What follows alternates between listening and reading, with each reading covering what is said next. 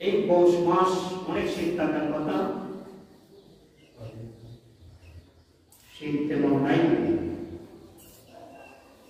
রোদের প্রখরতা মোটামুটি ভালো আছে। এরপরও আমরা এই জুমার দিনে এখনো পর্যন্ত মসজিদে এসে পৌঁছাই। হয়তো আপনি বলতে পারেন যে এখন কাজের সময় কাজ আছে, এটা তো স্বাভাবিক, মানুষ হিসেবে কাজ থাকবেই। দুনিয়ার কাজও করতে হবে, পরকালের কাজও করতে হবে, দুনিয়াও চাইতে হবে, দুনিয়ার কর্ম করতে হবে, আখিরাতের সম্বল অর্জন করতে হবে। এই বছর রব্বুল আলামিন আপনি আমাকে যে রিজিক দিয়েছেন, যে নিয়ামত দিয়েছেন, জমিতে যেই দান হয়েছে এবং সেই ধানগুলো আমাদের ঘরে ওঠানোর ব্যবস্থা রব্বুল আলামিন খুব সুন্দরভাবে করেছেন। প্রতিদিন রোদ আছে, সম্ভবত 2 দিন না 3 দিন একটু রোদ ছিল। এই পৌষ মাসে এই শীতের সময়ে যে জায়গায় 1 সপ্তাহ 10 দিন পর্যন্ত রোদ দেখা যায় না, আল্লাহ রাব্বুল আলামিন আমাদের জমিতে এত সুন্দর ফসল দিলেন, আবার সুন্দরভাবে এই ফসল নষ্ট হয় নাই, সুন্দরভাবে আমরা ঘরে উঠিয়ে এনেছি।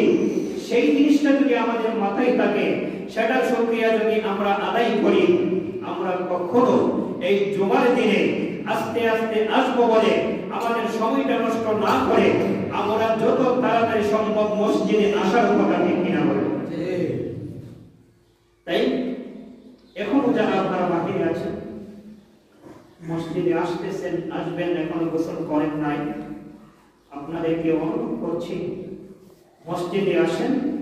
আর সামনের জুমা থেকে ইনশাআল্লাহ আযান হওয়ার আগে আপনি প্রস্তুতি নিয়ে রাখবেন যে আমি মসজিদে চলে যাব।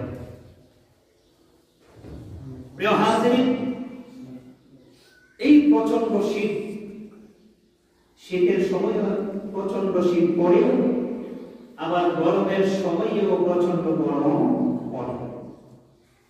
এই জিনিসটা আসলে কি আমাদের জানার প্রয়োজন আছে? আসেন, বুখারী শরীফের হাদিস, আল্লাহর হাবিব রাহমাতুল্লিল আলামিন বলতেছেন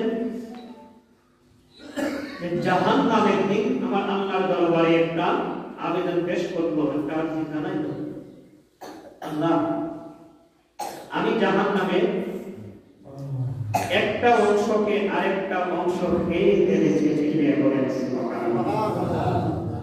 জাহান্নামের একটা অংশ আরেকটা অংশকে খেয়ে ফেলেছি। সেই সময় আল্লাহ রাব্বুল আলামিন সেই জাহান্নামকে 2টা শ্বাস ফেলানোর সুযোগ দিলেন। কয়টা শ্বাস?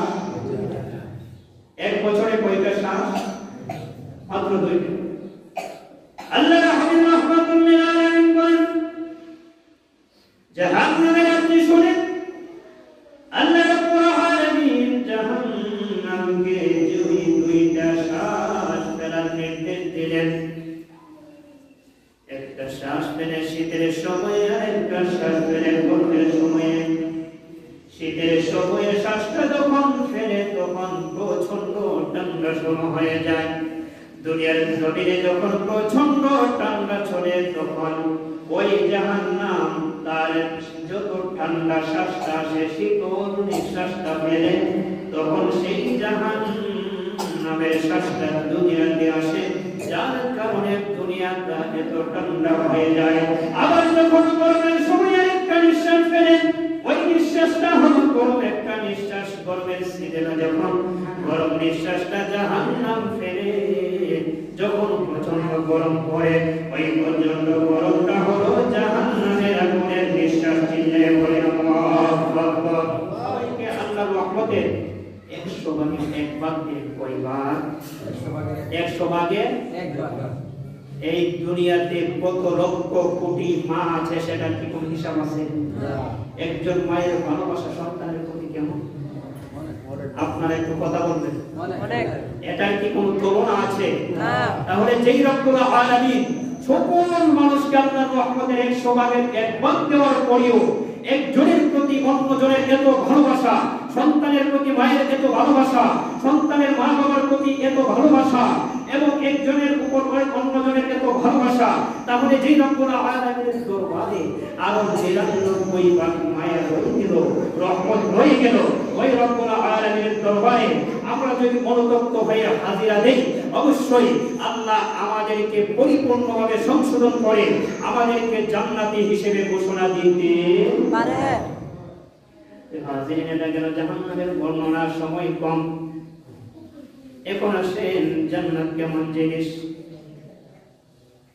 হাসরের ময়দানে যেই ব্যক্তিটা সবার শেষে জান্নাতে যাবে, ওই ব্যক্তিটা পুল সিরাত, যে পুলটা আছে সেটা আস্তে আস্তে ধীরে ধীরে পার হবে। যাদের আমল ভালো, যারা মুমিন ব্যক্তি, তারা বিদ্যুৎ যেমন বিদ্যুৎ চমকাইলে যেমন একটু সময়ের ব্যাপার, সেই সময়ের সাথে সাথে পুল সিরাতের পুল পার হয়ে যাবে।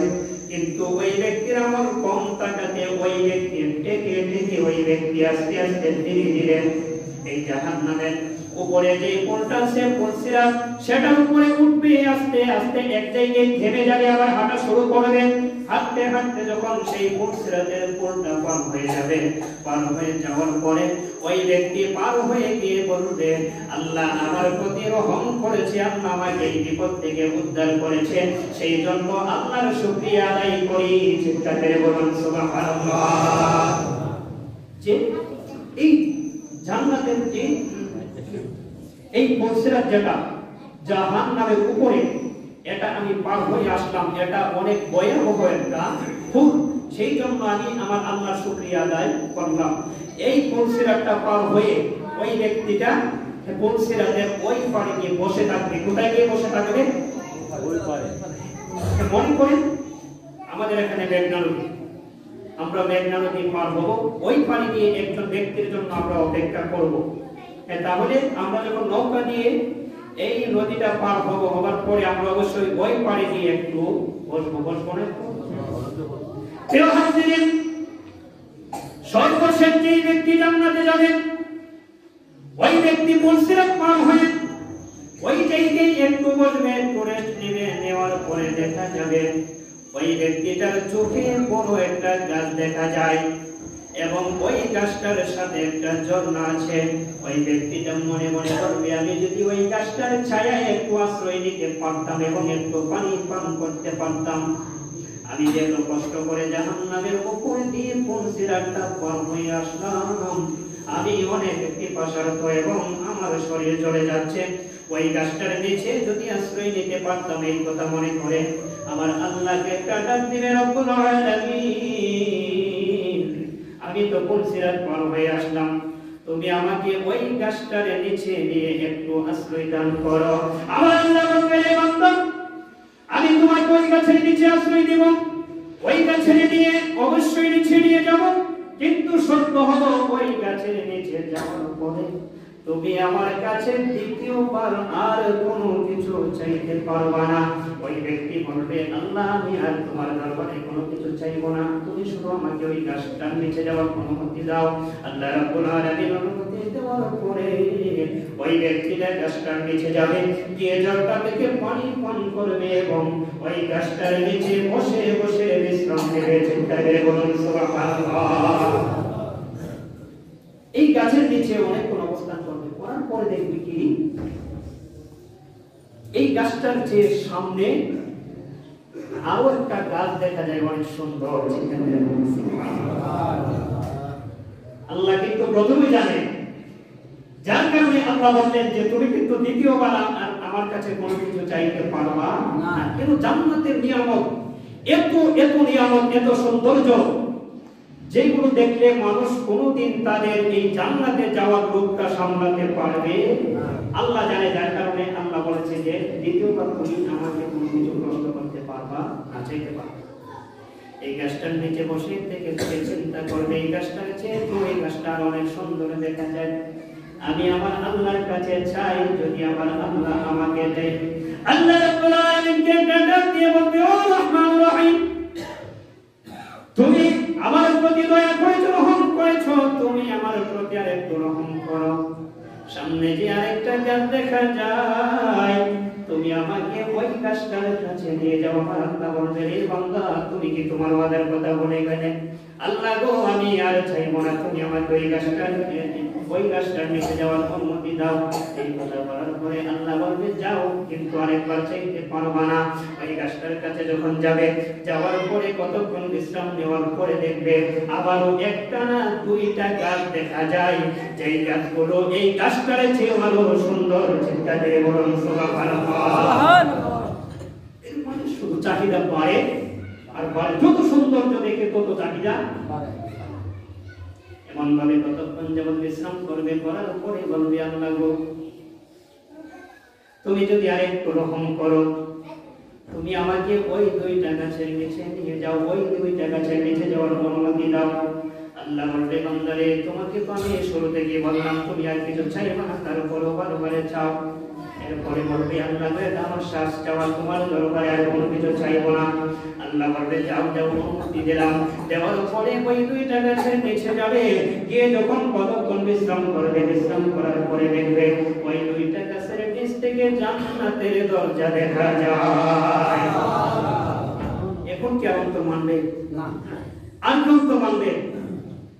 কতক্ষণ যখন এই দুই গাছের নিচে তাহলে জান্নাতের দরজা দেখা যায়, জান্নাতীদের আওয়াজ তার কানে আসতেছে। আল্লাহকে বলবে, আমার আল্লাহ, আমি তো তোমার কাছে একটার পর একটা চাই না, এখন আমি আর কোনো কিছু চাই না, এখন আমি তোমার কাছে একটাই চাই, জান্নাতীদের আওয়াজ শোনা যায়, তুমি আমাকে জান্নাতের দরজায় নিয়ে যাও।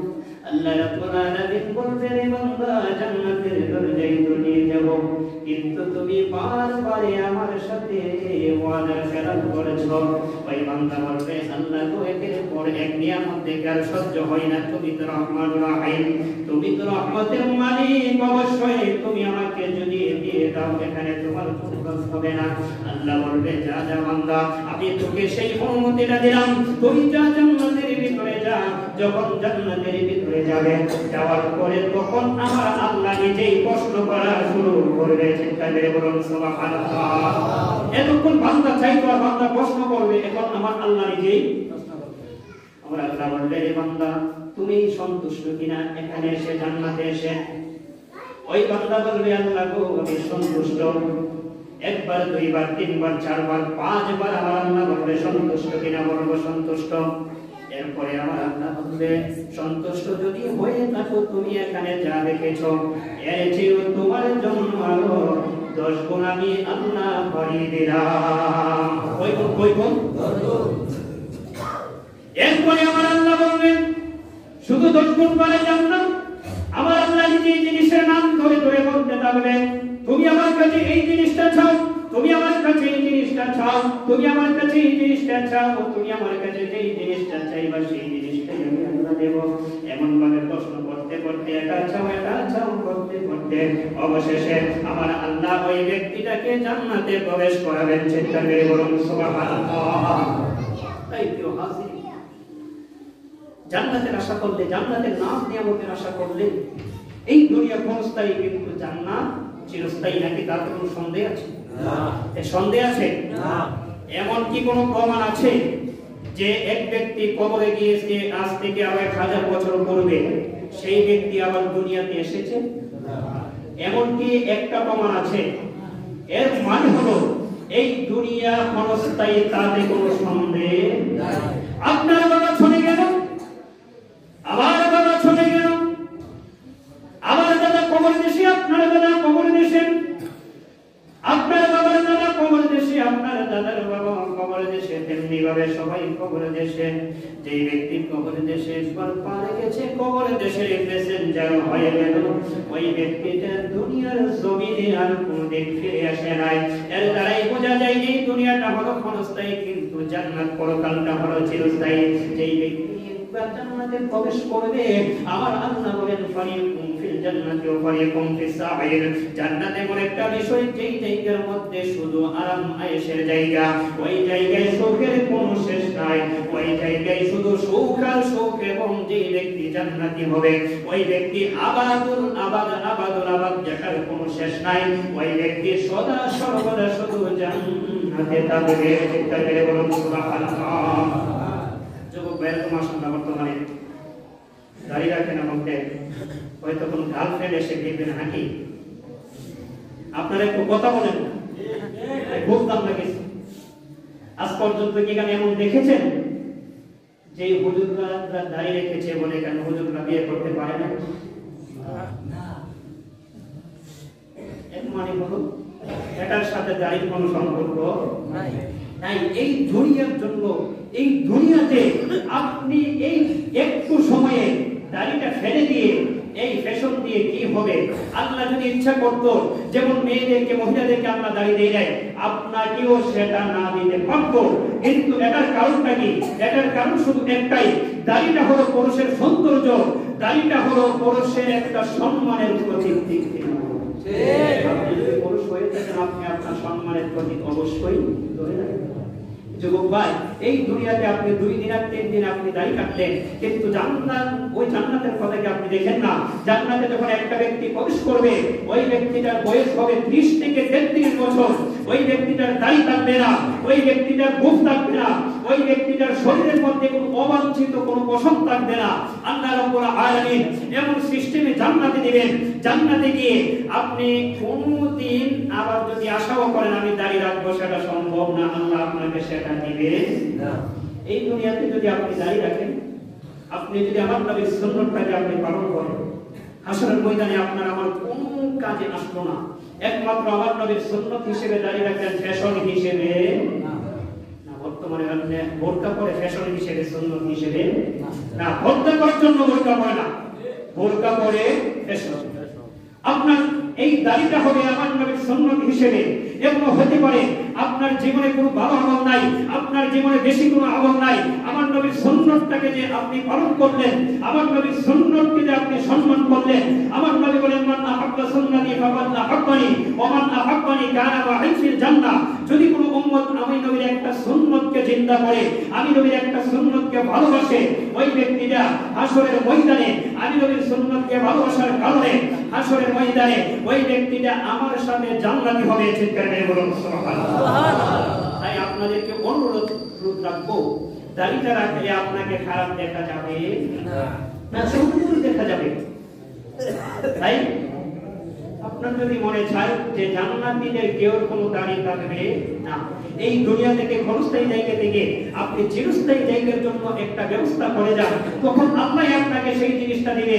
আপনি যেই দাড়িটাকে পছন্দ করেন না, আল্লাহ জান্নাতে আপনাকে সেই দাড়িটা দেবে না। কিন্তু এই দুনিয়াতে শরীয়ত হিসেবে, আমার নবীর সুন্নাত হিসেবে দাড়ি রাখতে হবে। পাশাপাশি যত রকমের সুন্নাত আছে অবশ্যই আমরা পালন করতে হবে। এই হাজিরিন, আল্লাহ রাব্বুল আলামিন যেন আমাদের সবাইকে যতদিন পর্যন্ত এই পৃথিবীর জমিনে বেঁচে থাকি, আল্লাহর হাবিব রাহমাতুল লিল আলামিনের ভালোবাসা নিয়ে বেঁচে থাকার মতো তৌফিক দান করেন, এবং শেষ বিদায়ের বেলায় ঈমান নিয়ে কবরে যাওয়ার মতো তৌফিক দান করেন। সবাই বলেন আমিন। ওয়া আখিরু দাওয়ানা আলহামদুলিল্লাহি রাব্বিল আলামিন। আসসালামু আলাইকুম ওয়া রাহমাতুল্লাহি ওয়া বারাকাতুহু।